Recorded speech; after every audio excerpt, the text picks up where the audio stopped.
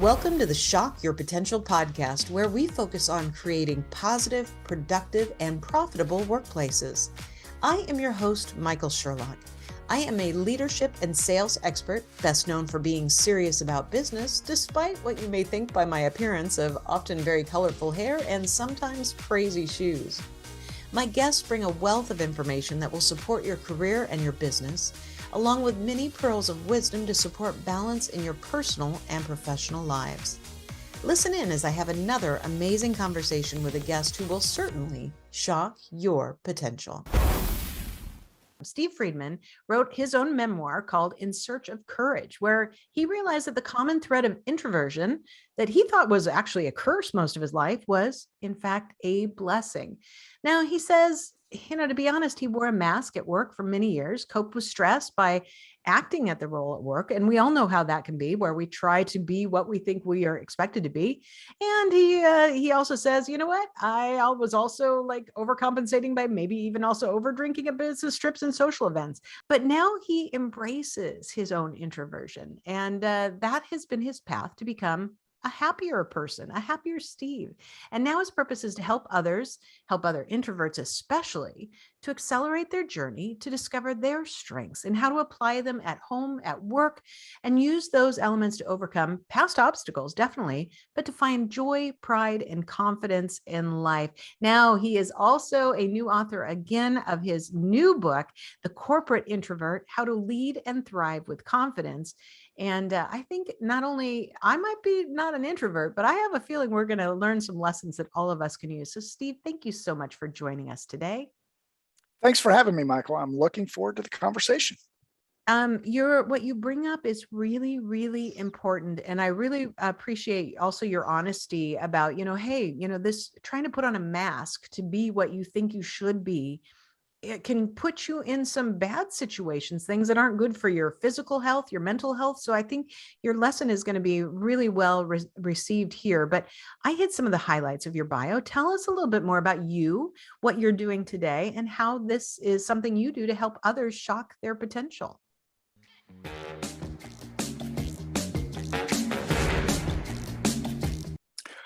So great. Thanks again. So what I've found is that introversion is not a state of being, it's a journey. And I didn't realize that when I was younger. I think that there are signs even at the earliest of ages. My mom wanted me to go out and play with the kids. And so I would play, but her idea was to play all day. My idea was I'm going to play for about 30 minutes because I want to come back in and do my own hobbies and read. And that was where I had my comfort zone. I had three older sisters. They battled for phone time back in the day when there were phones on the wall. And long cord, and you wanted to get away from your family. Exactly. So you pulled it into the closet. Yeah, I know that. Exactly. I myself couldn't really understand that. Using the phone was not anything high on my list of things. I realized later on that, of the stages that introversion presents, I was in the first stage, which I would call unaware, for decades. For at least my first 20 years of life, I was just not aware. I hadn't heard the term introversion. I didn't know about it. So to me, I just felt like I was different. And, I was treated differently. I felt differently. Everybody else seemed to be having fun with their friends at school or at parties or whatever. And I felt just different. And then that led into, around my early 20s, led into the second stage, which I call uninformed. So I heard the term introversion that sounded like me, but I didn't really learn a lot about it. And so when you connect with a label, which is good and bad, but when you connect with a label, then without studying it, you tend to gravitate towards thinking that the myths and stigmas and stereotypes of that label must be true. So all I heard was, introversion is the opposite of extroversion. So if extroverts are confident and loud and strong and decision makers and sociable people, then I am the opposite, right? So I'm a loner. I'm antisocial. I'm not confident at work. And it really was difficult because around that period, I entered corporate America and I thought I was surrounded by all these people that were much more confident than I was. And Yeah, I felt like I knew what I was doing in my job, but anytime I was interfacing, and that's all a huge part of any job with other absolutely. people, it just really was difficult for me. Only after, for me, it was kind of my mid career by the time I moved to the third phase, which I call enlightenment. So it was finding either someone or something to change my path. So for Mm. me, it was primarily reading Susan Cain's book, Quiet, which is kind of the Bible for introverts in the 21st Oh, century. yes, yes. So great book if listeners I've heard haven't about that. read that. And it really changed things around. And it started to make me realize, well, this is just, everybody's different in the world. And this is just the way I kind of operate. And that doesn't mean that it's a burden, as you were saying. It's really a blessing. There's a lot of strengths that introverts bring to the table. And so it Hmm. started me on the path of learning. And that phase I found, and I think a lot of other people find, is actually a very quick phase because it's exciting. Suddenly we realize it's not all gloom and doom, but there's exciting opportunities for us to be able to manage ourselves and do well in meetings and networking and communications at work. But we have to do it our way. And when we feel empowered to do that, then Hmm. then dreams become possible. So the fourth phase is contentment. It's kind of getting our head around that and saying, I'm good with all this. I'm happy with who I am. I'm happy to be alone when I want to be alone, and I'm happy to do things that I otherwise couldn't do. And I balance my energy levels and things like that. And then the Hmm. fifth phase, which some introverts don't approach and others do, is what I call flourishing. And that's really, okay, I'm not only am I content, but I'm confident. And I think about those dreams and ambitions that I had maybe earlier in life, or I thought other people had, that were not available to me. And I think, actually, I can do those things. I can be a team leader. I can be an author. I can be a Right. speaker. I can do things that frankly scared the crap out of me when I was younger, but I can do them and I can be proud of doing them. But the key is to do them my way.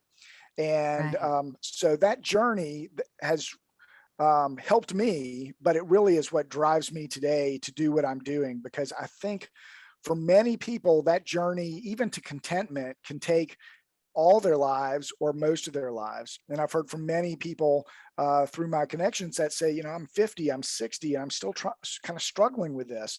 And so if through my books and my discussions, I can help people accelerate their journey to Hmm. find their true peace and ambitions at a much earlier age, then that's just a blessing for me. And I just enjoy trying to have that impact with other people. Steve, so many things. I've just been taking notes nonstop, but so many things I love about what you've shared. I love the fact you said things that I didn't know were even open to me. Mm, That's a really powerful statement because I don't and like you were and I were talking a little bit before we started taping, everybody there's so many differences with people and we still I think that we're getting better as a society and as human nature to understand there's not one size fits all for success or what the perfect leader looks like or the perfect, a work environment. There's so many different things when we embrace mm, we who we are no mhm, matter what it is. And that's so great because I do think that we think if we're not like that prototypical whatever, that there are things that we can't access, which is not true. But what I really love with your steps here, I was unaware, then I was uninformed, then I was unenlightened, then reached enlightenment, then contentment, then flourishing. I told you I was going to correlate this a little bit to myself. I always knew mm, there was, I mean, I'm a big extrovert, but I always knew there was something quote unquote wrong with me. And what I meant mm, by wrong with me was my just kind of the level of my exhaustion or my stress or all these things that were I just associated with being part of being an extrovert.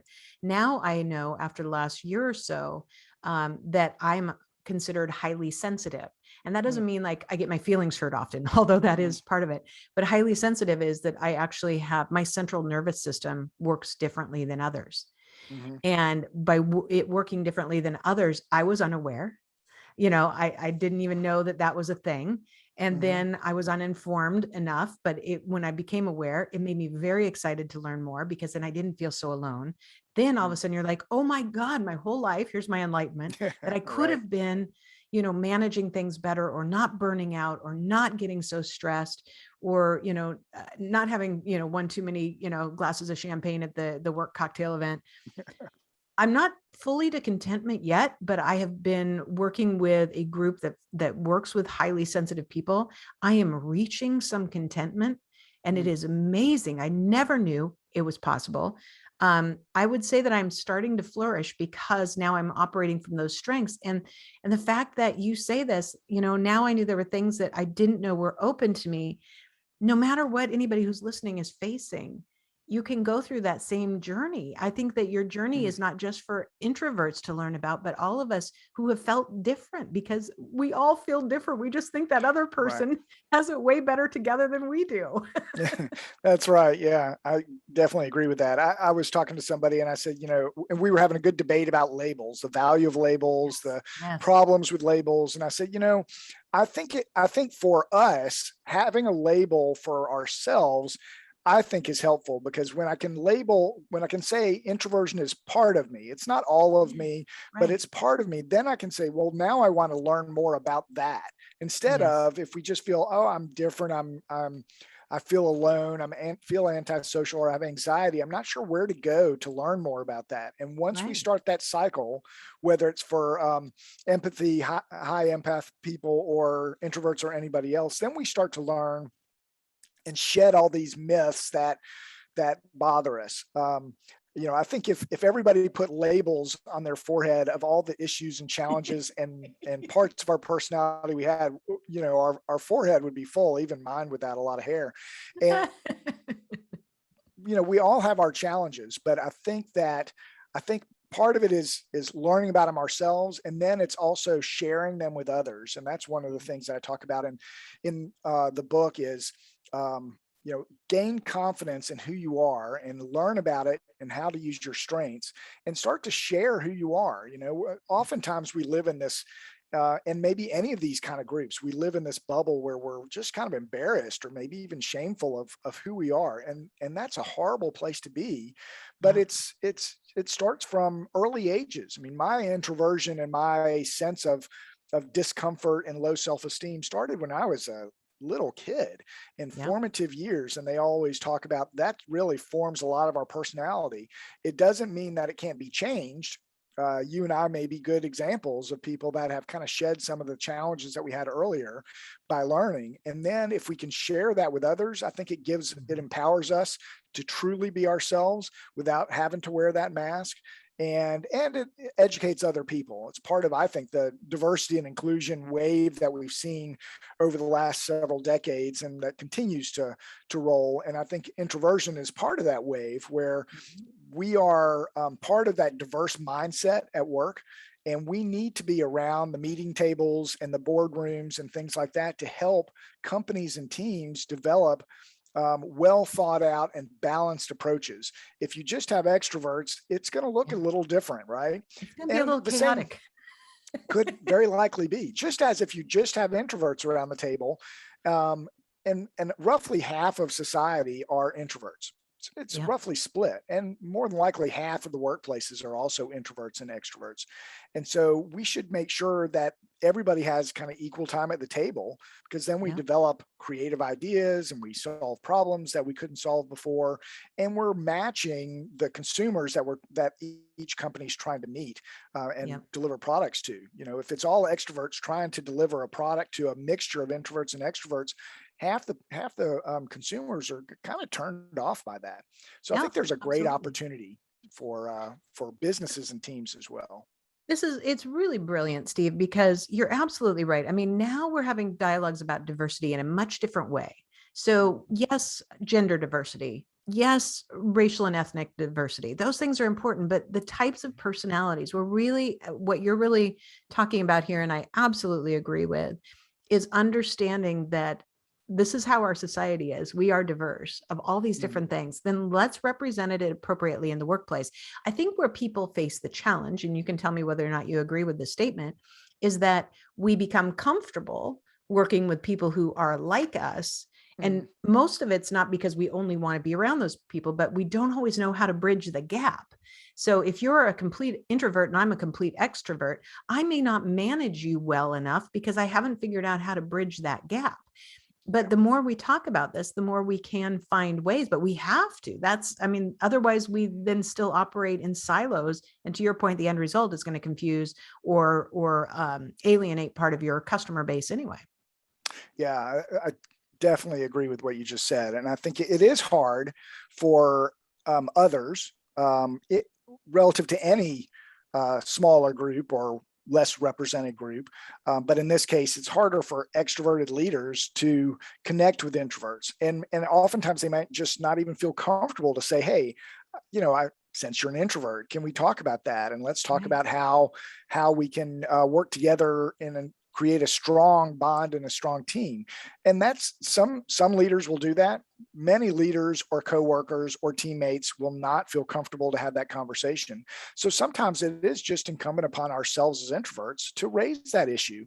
And it doesn't mean we have to put a billboard out on the highway, but we can have conversations one-on-one with coworkers. We can have conversations with our manager. I definitely advocate having that conversation because it changes the way things happen. And there are great managers out there and there are not so great managers in some organizations, but the really good managers will welcome that conversation if for no other reason than it makes their team stronger and Absolutely. they can learn from it. So your new book just released. Mhm. And as we hit the title, let's hit the title again, The Corporate Introvert, How to Leave and Thrive with Confidence.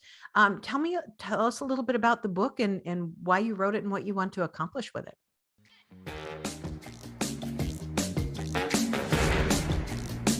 I spent 30 years in corporate America, and I was a leader for more than half of my career. And I led for part of that. I led the way I felt like I needed to lead when I looked around, and I was just very uncomfortable. And it led me to do things that were very unhealthy for me. Mhm. And so when I retired, or toward the end of my work experience, I went through that journey that we talked about and kind of approached enlightenment and contentment. And I felt like, you know what? I either need to change companies and jobs because this is just not working for me, or I need to actually bring out my true authentic self. And so many people would answer that sort of challenge with, well, I'm going to go change, but it's not about changing ourselves. It's about being ourselves.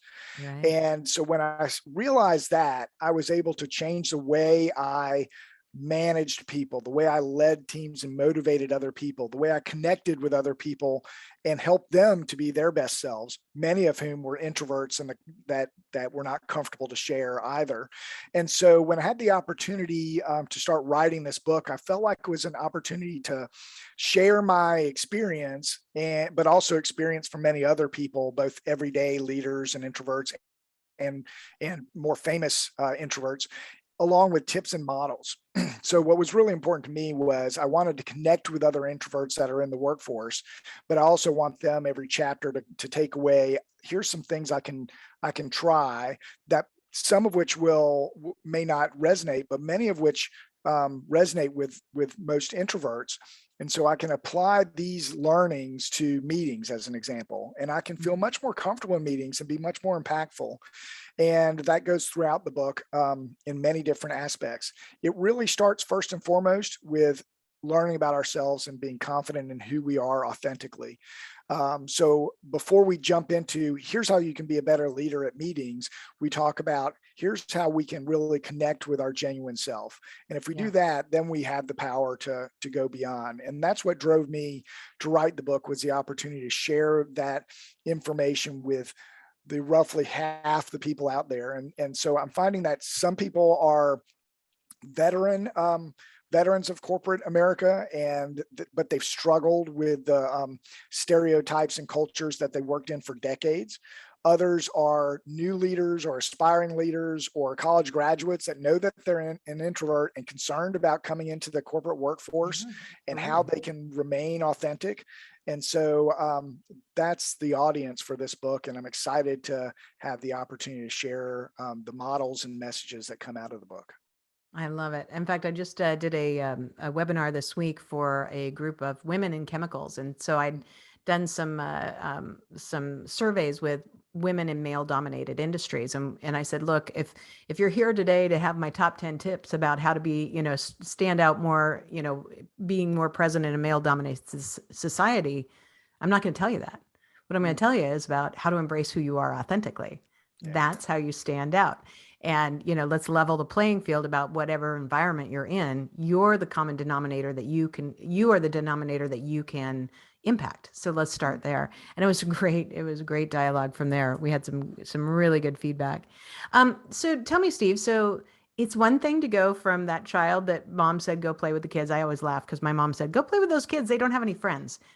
So I didn't have to, I did stay out all day, but I had to play with the kids who had no friends. But you wanted to play, so you said, okay, mom, I'll play 30 minutes and I go back and do the things I love.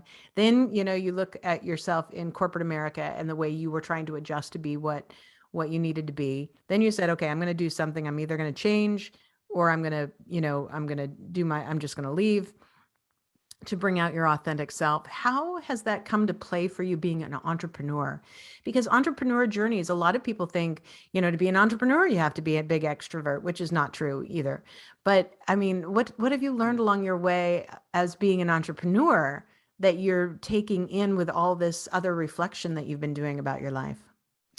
It's a very interesting journey because I think I came a long way when I was in corporate America, but when I left and started writing and working on a website to connect with other people, I found that it's a completely different world.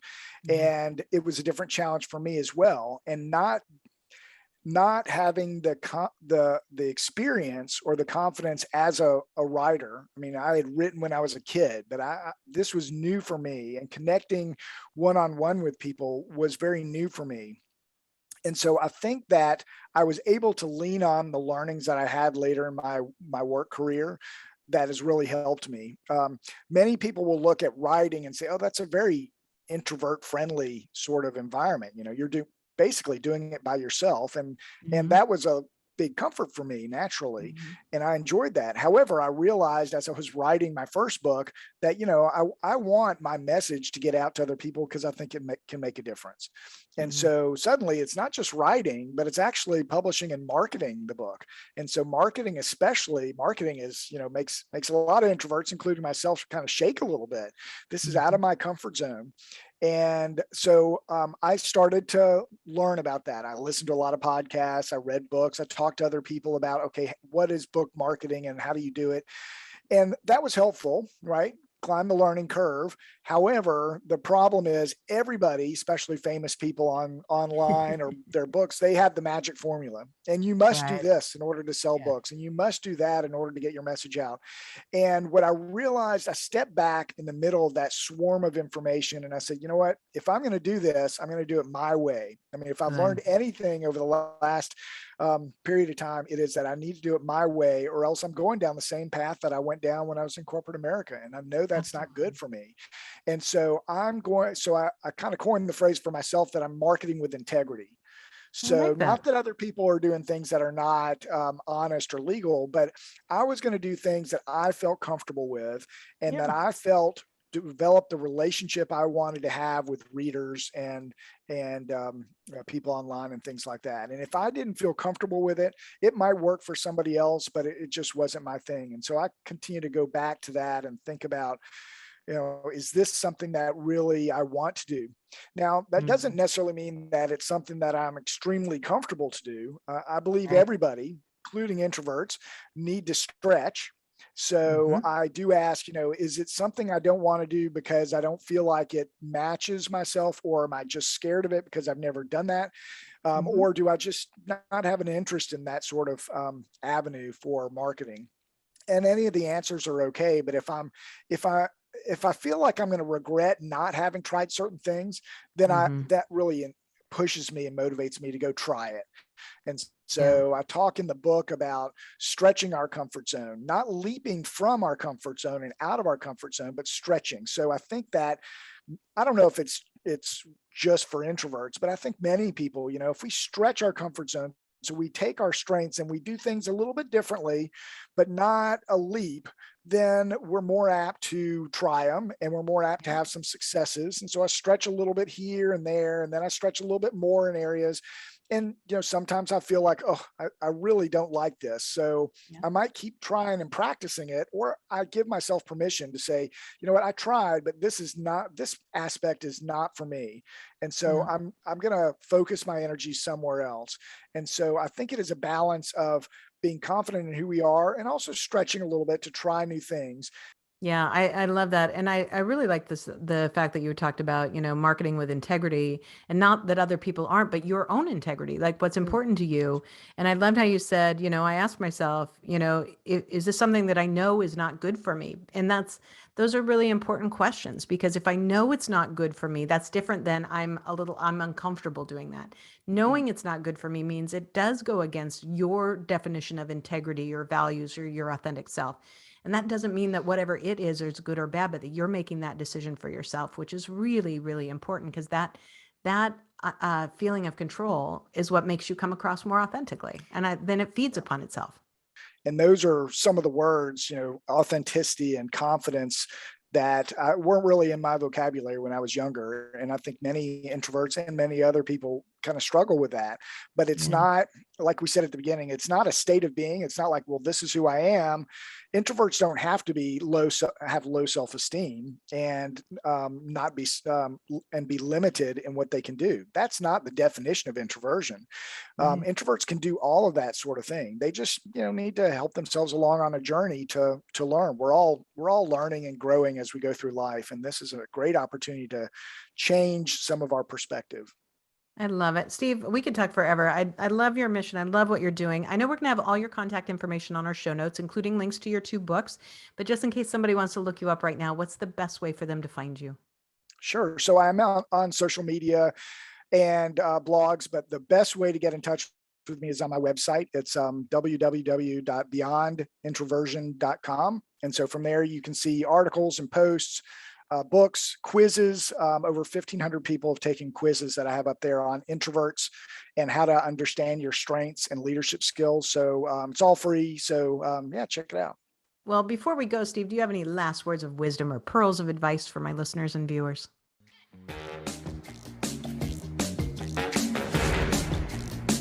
So a lot of people ask, what is the definition of introversion? Mm-hmm. And it's not that we're loners or we're antisocial, for sure. And it's not even that I just like to be alone, because almost every introvert does want to engage with other people, but it's really understanding our energy level. So at the end of a work week or even a work day, a lot of extroverts are like, well, I'd like to go out and go to a party. I'd like to have dinners this weekend. It's a way for them to rejuvenate and be ready for the next work week. That's for extroverts. For introverts, oftentimes I need a little bit of time to recover. Usually that is by myself. I might want to listen to music or write or do some art or be at home with my close family and that sort of stuff. Recuperation is not for the weekends and for the late nights. It's really for the days. And so I think for introverts, if we're aware of our energy level, think about that during the day. A lot of things like social engagements, no matter how we do them, can be Mm-hmm. stressful and draw from our energy level. So if we know we've got some big meetings coming up or a cocktail hour that we're going to, yes, plan on that. Think about how you can use your strengths to do that, but also prepare your energy level. So, take a little bit of time, maybe take a walk before the meeting, thinking through things, or just to relax. Give yourself a little bit of a bonus after some of those things and say, I'm going to listen to some music, or I'm going to do some meditation, or it doesn't need to take Mm-hmm. long, but it helps to boost our energy level. Otherwise, we're going to find at 2 or 3 o'clock, we are completely drained. And what I found is after most work days, I would just come home and I'd slump into the couch, and, my family got the remnants of whatever was left of me. And Right. so I think it's just thinking about our energy level, trying to find ways to boost our energy during the day. Yeah, I love it. I agree so much. Steve, thank you so much. Great things for all of us to consider where our strengths are, and incredibly helpful advice. I'm so glad you were a guest with us today. Thank you so much, Michael. It was great. Thank you for joining us on another episode of the Shock Your Potential podcast. And as always, don't forget to subscribe, rate, and like us today.